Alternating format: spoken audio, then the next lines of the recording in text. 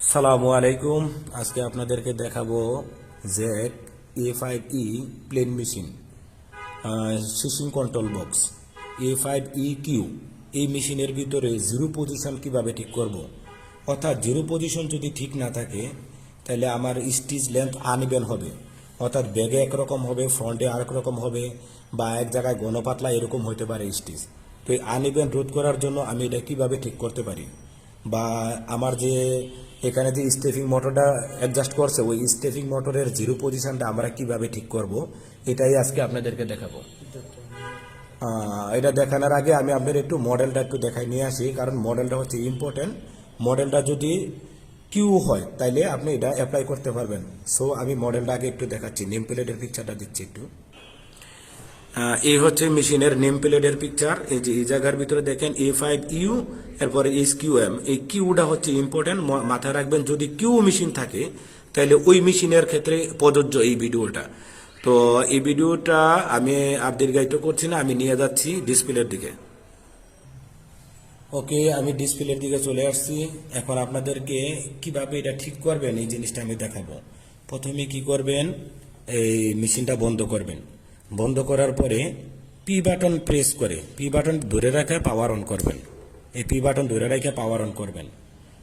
On করার পরে parameter 92 আসছে, P92। এই 92 থেকে আমি যাব 129-এ।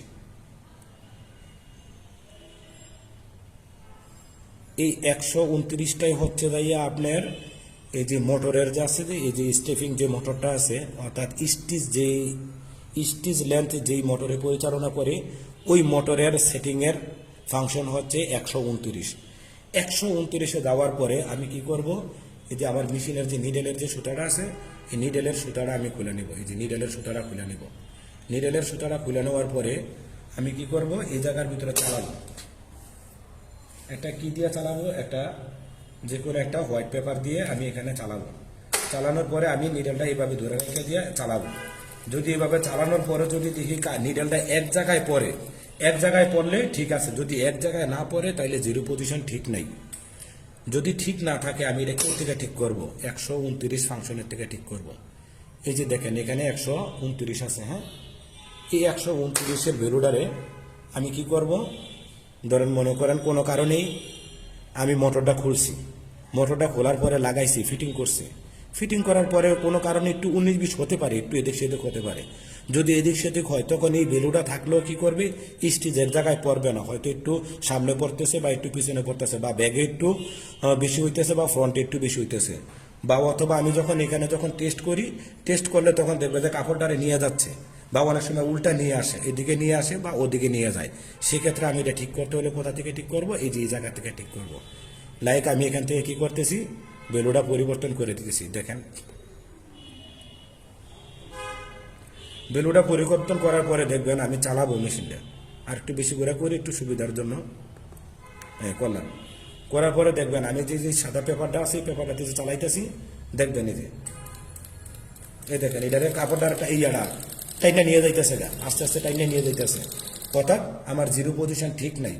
এই অবস্থায় যদি আমি মেশিন চালাই, মেশিন চালাইলে আমার কি হবে, স্টিচ আনইভেন হবে, বা ফ্রন্টে বড় হবে, ব্যাগে ছোট হবে।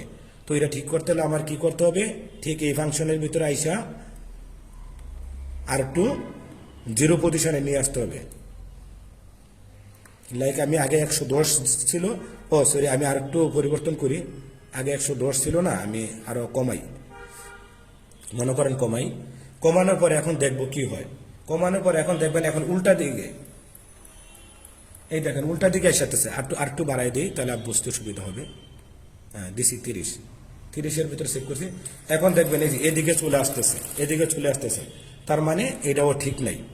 যে জায়গায় গেলে আমার নিডেল এক জায়গায় পড়বে ওই জায়গায় আমার ঠিক করতে হবে।